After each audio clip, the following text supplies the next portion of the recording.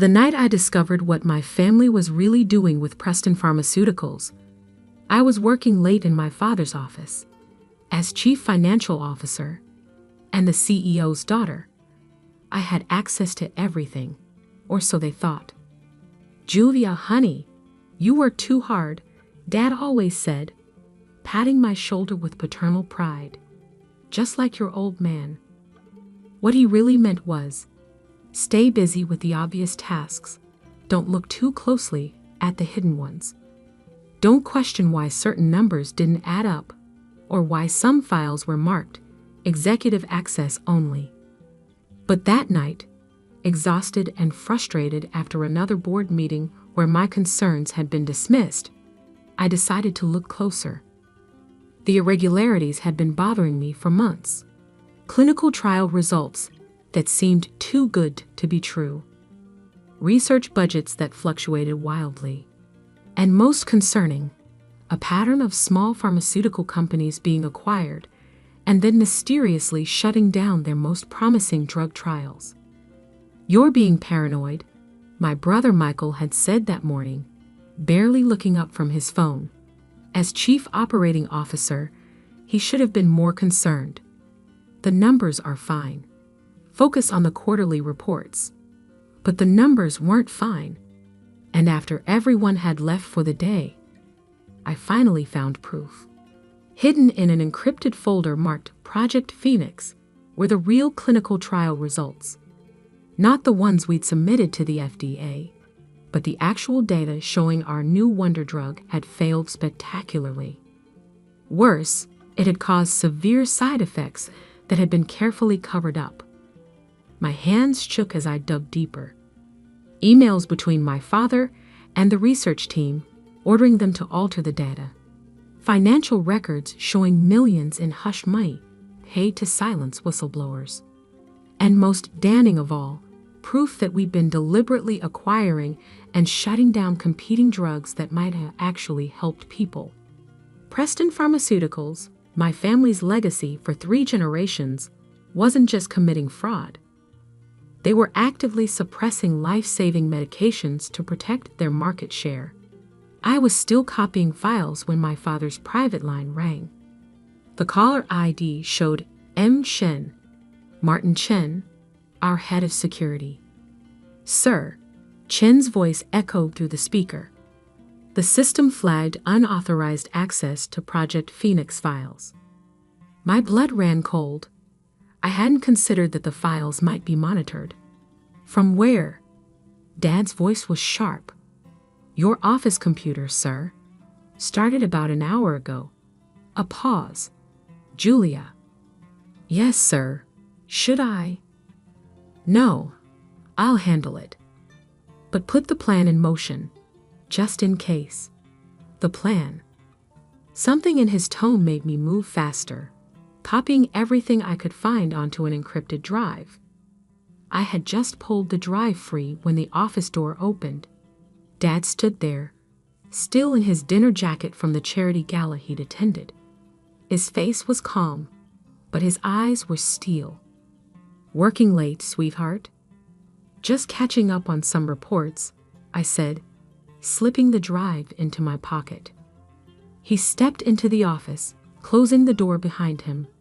Funny thing about reports, they usually don't require accessing classified research files. "Dad, how much did you see?" I met his gaze steadily. "Enough." He nodded slowly, as if I'd confirmed something. "I was afraid of this. You always were too smart for your own good." "The trials failed," I said. "People died, and you covered it all up." "We did what was necessary." "Necessary?" My voice rose. "You buried evidence that could have saved lives. You're still marketing that drug as safe. Keep your voice down." He moved to his desk, pressed a button on his phone. "Martin, proceed." The office door opened again. Martin Chen entered, followed by 2 men I'd never seen before. "What's going on?" I asked, though I already knew. "You're having a breakdown," Dad said softly. The stress of the job, the responsibility, it's all become too much. I'm not. The private facility is very discreet. He continued as if I hadn't spoken. You'll have the best care money can buy. I backed away from the approaching men. You can't do this. Of course I can. I'm your father. His smile was gentle, reasonable. I'm protecting you, just like always. By committing fraud, by hurting people, by building something that will last. His voice hardened. Something you're now threatening to destroy. I lunged for the door, but Chen was faster. His grip on my arm was professional, impersonal. Your choice, Dad said. Go quietly to the facility, rest, recover. $2 million in a private account when you're better. Or, the threat hung in the air. I thought of the whistleblowers who'd been silenced. How many of them had simply disappeared? How long? Until you're well again. He meant, until they were sure I wouldn't talk. I let my shoulders slump, projecting defeat. Can I at least pack a bag? Already taken care of. Chen gestured to the door where a small suitcase waited. They planned this. Probably had it ready for weeks, just in case. Julia. Dad's voice softened. This is for the best. The company, our family's legacy. It's bigger than any one person. I looked at him, really looked at the man who taught me right from wrong, who'd encouraged me to always tell the truth. Now he was burying the truth along with his daughter's freedom. You'll see, he said. In time, you'll understand. I let Chen lead me out, past the family photos on the wall. Mom, gone 10 years now. Smiling from behind her desk as chairman of the board. Michael and me at graduation, both heading for our predetermined roles in the family business. Generations of Prestons building their pharmaceutical empire. All of it built on lies. The drive felt heavy in my pocket as we took the private elevator to the garage. They hadn't searched me. Why would they? I was just their broken little girl, having a mental health crisis. Chen's men escorted me to a waiting car with tinted windows. As we pulled away from Preston Pharmaceuticals' gleaming headquarters, I caught my father watching from his office window. He raised his hand in what looked like a wave goodbye. He had no idea it was really goodbye. The facility is very comfortable, Chen said from the front seat. Private room, garden access, all the amenities. I said nothing, letting them think I was sedated by whatever they'd slipped into my water back in Dad's office. Amateur move, really. I'd seen it coming and only pretended to drink.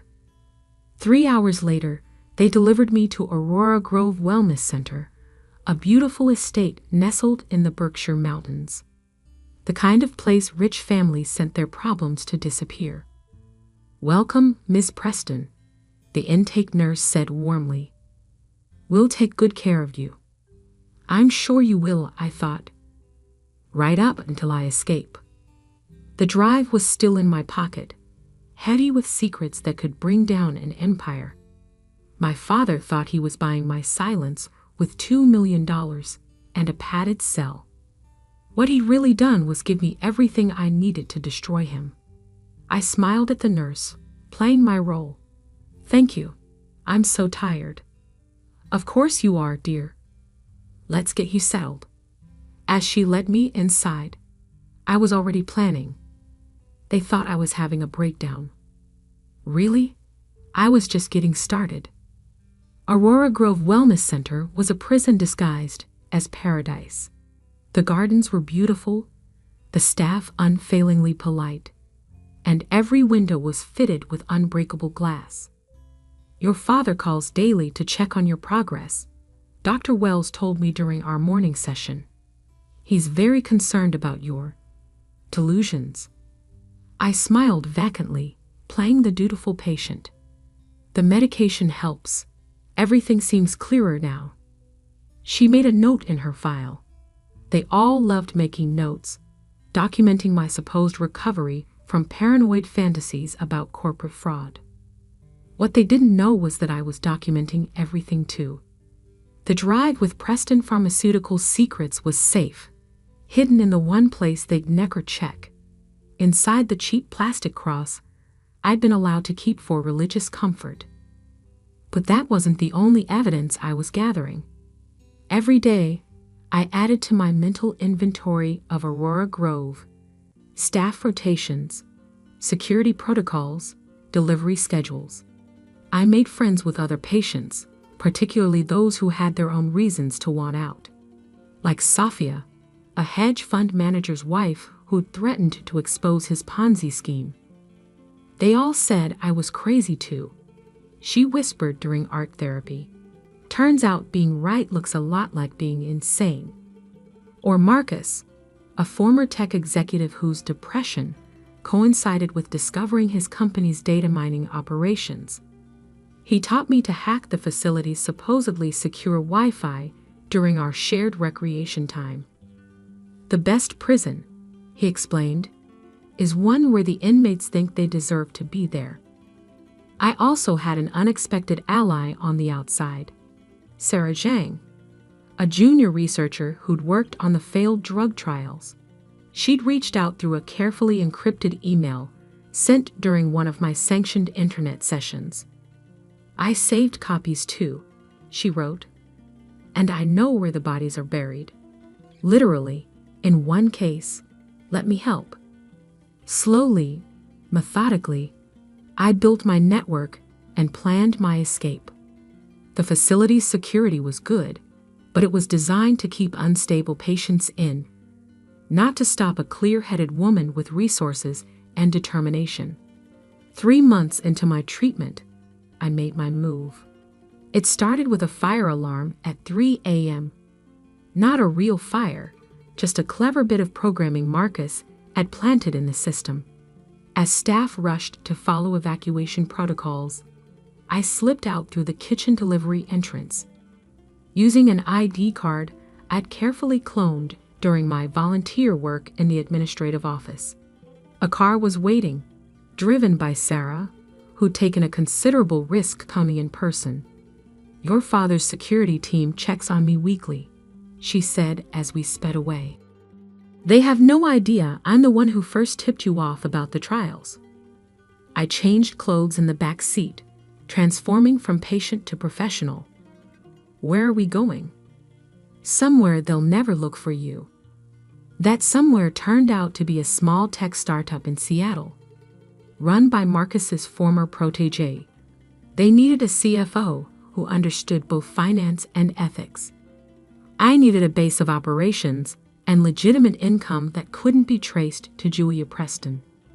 Emma Walsh was hired the next day, her impeccable references and background all carefully constructed by Marcus's network of disillusioned tech experts. "Your father's going crazy trying to find you," Sarah reported during one of our secure video calls. "He's hired private investigators, put pressure on local police. He really thinks you've had some kind of breakdown and wandered off." "What about Michael?" "Your brother's been named interim CFO. She hesitated. "He's pushing forward with new trials. More aggressive ones." My hands clenched. "More cover-ups?" "Worse. They're testing on vulnerable populations. People who won't be missed if something goes wrong." I had to move carefully. Simply exposing the evidence wasn't enough. Preston Pharmaceuticals had too many friends in high places, too many ways to bury the truth. I needed to build an airtight case that not even their army of lawyers could dismantle. For 2 years, I lived as Emma Walsh, earning trust and respect in Seattle's tech community while quietly gathering more evidence. Sarah kept me updated on Preston Pharmaceuticals' activities, documenting every violation, every cover-up. Marcus, who'd engineered his own recovery and release, helped me establish secure communication channels with other whistleblowers. Former employees, research subjects, family members of victims, all with pieces of the puzzle. Sophia, now free and divorced, used her financial expertise to trace the money trails. Shell companies, offshore accounts, slush funds for bribes. It was all documented and verified. "They're getting sloppy," she reported. "Your brother doesn't have your head for numbers. He's leaving traces everywhere." The final piece came from an unexpected source, my mother's old assistant, now retired. She contacted me through Sarah, revealing that my mother had kept her own secret files before her convenient heart attack 10 years ago. She knew something was wrong with the trial data, the assistant said. She was going to expose it all. Then suddenly she was dead. Natural causes, they said. But nothing about Preston Pharmaceuticals was natural. I received regular updates about my family from Sarah. Dad was showing signs of strain, drinking more, sleeping less. Michael was living large on company money, dating supermodels, making increasingly erratic decisions. "They think they're invincible," Sarah said. "The great Preston family, above the law." "Everyone's invincible until they're not," I replied. By the 3rd year, my case was solid. Every piece of evidence verified, every witness prepared, every document authenticated. The SEC was quietly building their own investigation based on anonymous tips, and the FDA was reviewing the trial data with growing concern. It was time. I chose the annual shareholders meeting for my return. Dad always made it a big event. Hundreds of investors, media coverage, a celebration of Preston Pharmaceuticals' continued dominance of the industry. This year would be different. I stood in front of my hotel mirror, transforming back into Julia Preston. The Seattle tech executive disappeared, replaced by the prodigal daughter returned from her breakdown. My phone buzzed. "Sarah, security's been updated since you left. New protocols, new team. But not new enough," I said, thinking of the access codes Marcus had acquired. "Is everything in place?" "SEC agents are standing by. FDA representatives too." And she paused. "There's something else you should know about your mother's death." I gripped the phone tighter. "What about it?" "I found her real autopsy report. The one that wasn't released to the press." Her voice was grim. "Julia, it wasn't a heart attack." The toxicology showed. "Tell me everything." I cut in. "I want to know exactly what they did." As she talked, I felt the last traces of doubt or mercy fade away. This wasn't just about corporate fraud anymore. This was about murder, corruption, and a family that had lost its soul in pursuit of profit. Tomorrow, the Preston empire would fall, and I would be there to watch it burn. I checked my reflection one final time. Professional suit, perfect makeup, not a hint of the past 3 years visible on my face. I looked exactly like the daughter they tried to erase. But I wasn't that woman anymore. That Julia Preston had died in a mountain facility 3 years ago. This Julia Preston was back for revenge.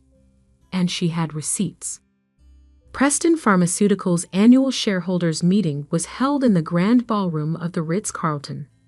3 years ago, I would have been at the head table, reviewing quarterly reports and profit projections. Today, I watched from the lobby as investors filed in, all eager to hear about another record-breaking year. If they only knew what their money was really funding. "SEC agents are in position," Sarah murmured through my earpiece. "FDA representatives too, just waiting for your signal." I checked my phone one last time. Everything was ready. The evidence organized, the witnesses prepared, the regulatory agencies standing by. 3 years of work culminating in the next hour. Any sign of security noticing me? I asked, adjusting my visitor's badge. Amazing what Marcus's hacking skills could accomplish. They're watching for Julia Preston, the mental patient, Sarah replied. Not Julia Preston, the corporate executive. Your father's been telling everyone you're in a facility in Switzerland. They're not even looking here. I smiled. Dad's cover story had actually helped me. Everyone was expecting a broken woman, not someone who'd spent 3 years building a case against her own family. The ballroom was packed when I slipped in. My father stood at the podium, silver-haired and imposing in his perfectly tailored suit. Michael sat to his right, scrolling through his phone with his usual bored expression. Preston Pharmaceuticals continues to lead the industry in innovative treatments, Dad was saying. Our latest drug trials show unprecedented success rates. I thought of the real trial data hidden in my encrypted files, the covered-up deaths, the falsified results. And now, he continued, I'm pleased to announce our newest initiative. Actually, I said, standing up in the middle of the crowd, I'd like to make an announcement first. The room fell silent. Dad squinted into the audience, not recognizing me at first. Then his face went pale. Julia? Hi, Dad. I started walking toward the podium. Miss me? Michael finally looked up from his phone. His eyes widened in shock. Security, Dad barked, but I was already moving. Before anyone does anything rash, I said loudly, you might want to turn on CNBC. Right now. Someone did. On the massive screens around the ballroom, the breaking news headline appeared. Preston Pharmaceuticals under federal investigation. SEC and FDA raid corporate HURTERs. What is this? Michael demanded, standing up. What have you done? Me. I reached the stage. I just organized the evidence. All those files you thought disappeared with me. They've spent the last 3 years being verified by federal investigators. Dad's hands gripped the podium. Julia, you're not well. You need help. That's your answer for everything, isn't it? I cut him off. Anyone who threatens your precious company must be crazy. Just like Mom was crazy when she discovered the truth about the trials. Your mother died of natural causes, he said quickly. Too quickly. I pulled out my phone, held it up. Actually, I have her real autopsy report. The one that shows lethal levels of your miracle drug in her system. The one that proves you murdered her when she threatened to expose you. The room erupted in chaos. Investors started shouting questions. Reporters who'd been covering the standard corporate event suddenly had a much bigger story. You can't prove anything, Michael sneered. But his face had gone ashen. Can't I? I turned to address the crowd. For the past 3 years, I've been gathering evidence. Real clinical trial data. Financial records showing millions in bribes and hush money. Witness testimony from researchers, test subjects, even former executives. She's delusional, Dad tried, but his voice shook. Security? Remove her.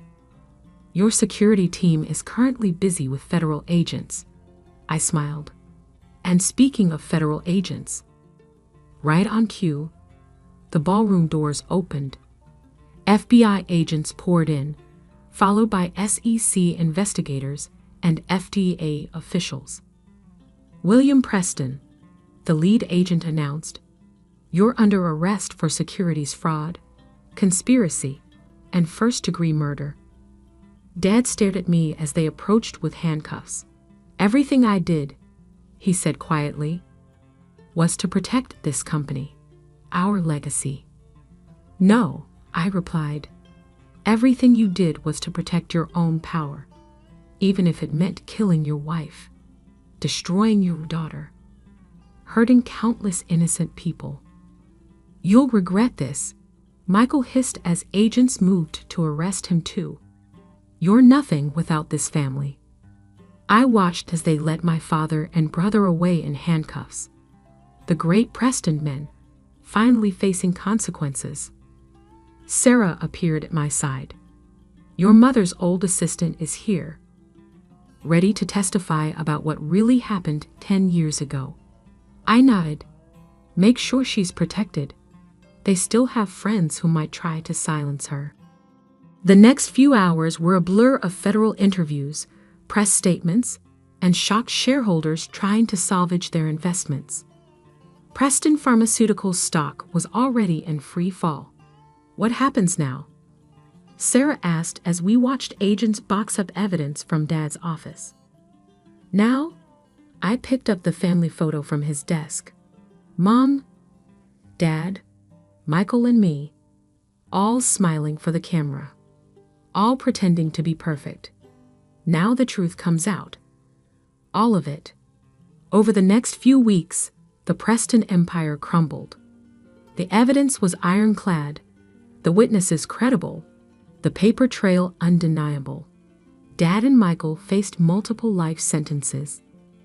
The company was placed under federal supervision. New management was brought in to salvage what could be saved. The toxic drugs were pulled from the market, and research began into actually helping people instead of just making profit. I testified at their trial, laying out every detail of their crimes. Dad never looked at me. Michael tried to cut a deal, offering to testify against our father, but the prosecutors didn't need him. They had everything they needed. The press called it the pharmaceutical scandal of the decade. Movies were optioned, books were written. Everyone wanted to know how the Preston princess had brought down her own family's corrupt empire. But I wasn't interested in fame. I had a different mission now. 6 months after the arrests, I stood at my mother's grave. The official cause of death had been updated, her murder finally acknowledged. I did it, Mom, I said softly. I finished what you started. Sarah joined me, carrying a stack of papers. The new board wants you to take over as CEO, she said. Help rebuild the company the right way. I considered it. The chance to transform Preston Pharmaceuticals into what it should have been all along, a company that actually helped people. On one condition, I said. We rename it after Mom. Sarah smiled. Catherine Pharmaceuticals does have a nice ring to it. I placed flowers on the grave, thinking about legacy and truth, and the real meaning of family. Dad and Michael would spend the rest of their lives in prison, paying for their crimes. The corrupt empire they'd built had fallen, but something new could rise from the ashes. Something honest. Ready to get to work? Sarah asked. I took one last look at the grave, then turned toward the future. Always. 1 year later, I sat in the CEO's office, my office, reviewing the latest trial results. Real results this time, showing promise for treating previously incurable conditions. A news alert popped up on my computer. William Preston found dead in prison cell, apparent suicide. I closed the alert without reading it. The past was done. I had a company to run, people to help, wrongs to right. My phone buzzed, a text from Marcus. Your father left a letter for you. Burn it, I replied. Some chapters needed to stay closed. Catherine Pharmaceuticals was thriving, its stock price recovering as investors recognized our commitment to ethical research and development. The same drive for excellence that had corrupted my father was now being used to save lives. Sarah knocked on my door. Ready for the board meeting? I gathered my papers, straightened my jacket, and stood up. The family portrait that once dominated this office was gone, replaced by my mother's medical school graduation photo. She was smiling, full of hope and purpose, just like I was now. "Ready?" I said. The Preston legacy was dead, but something better had taken its place. Sometimes the best revenge isn't just exposing the truth. It's building something true from the ruins of lies.